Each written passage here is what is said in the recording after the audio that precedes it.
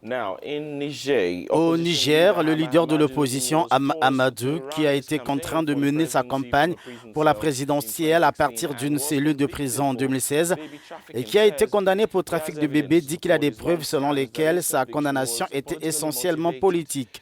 Les allégations de trafic d'enfants contre Amadou sont apparues pour la première fois en 2014 alors qu'il était président du Parlement. Après des enquêtes préliminaires, son immunité parlementaire fut suspendue avant qu'il ne puisse s'exiler. Mais il a été arrêté à son retour en 2015 puis condamné en 2017.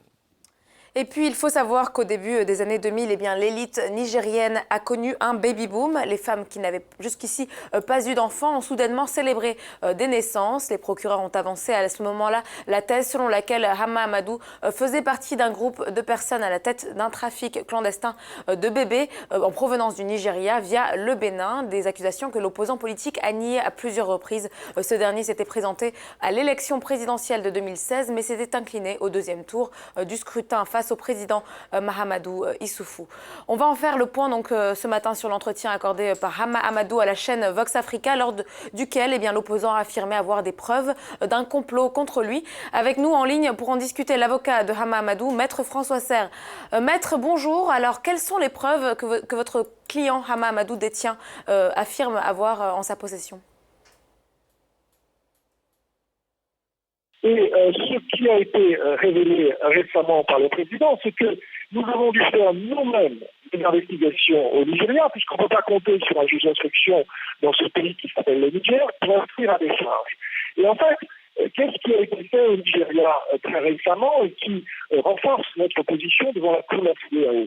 C'est d'aller voir les autorités d'Interpol Nigeria, c'est d'aller voir NAFTIP, c'est-à-dire l'agence qui s'occupe de la répression du trafic d'êtres humains, pour déterminer si oui ou non, lorsque les autorités nigériennes sont venues au Nigeria, elles ont découvert des éléments à travers l'audition de cette personne qui serait à la tête du réseau, des jeunes femmes qui ont été accouchées par son intermédiaire. Est-ce qu'il y a un élément qui permet d'impliquer les Poukama? Et la réponse est négative.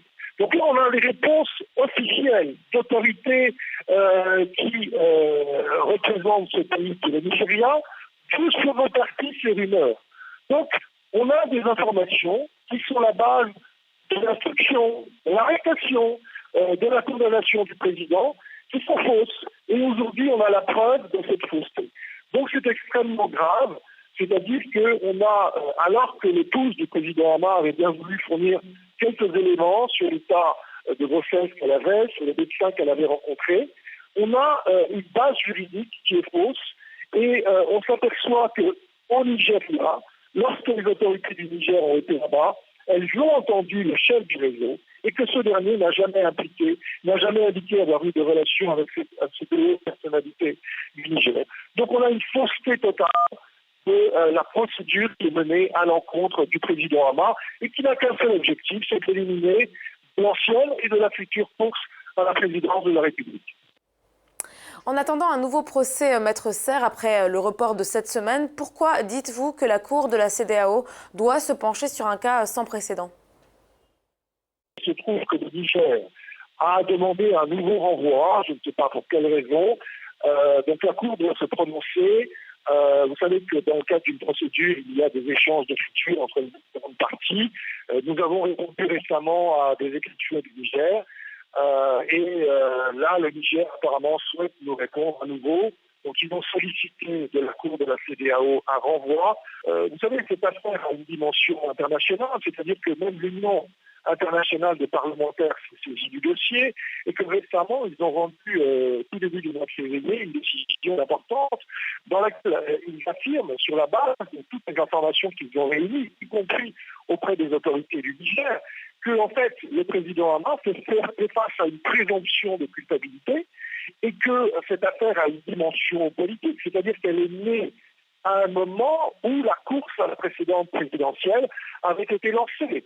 Or, chacun sait qu'il y a une dimension fondamentale dans la Charte africaine des droits de l'homme qui doit dire que toute personne doit pouvoir concourir librement dans une élection présidentielle pour assumer la direction des affaires publiques. Nous allons devoir en rester là, Maître Serre. Maître François Serre, avocat de l'opposant politique Hama Amadou, merci à vous pour toutes ces précisions. Vous vous exprimiez donc depuis Abidjan, en Côte d'Ivoire. Merci beaucoup, François Serre. Vous regardez le Morning Call sur Africa News. Vous pouvez visiter notre site web www.africanews.com. Vous pouvez aussi nous suivre sur Twitter @AfricaNews en anglais et @AfricaNewsFR en français. All of the stories that we are bringing to you on the show and that of our other programs are also on the website. Still to come on the program. À suivre dans ce programme, une étude scientifique visant à déterminer la présence des résidus d'antibiotiques dans les aliments d'origine animale donne des résultats étonnants. Nous vous parlerons donc de cette étude menée à l'université de Lubumbashi en RDC et nous serons rejoints dans ce programme par l'un des chercheurs clés, le Dr Victor Okobe, juste après la pause. Restez donc en notre compagnie.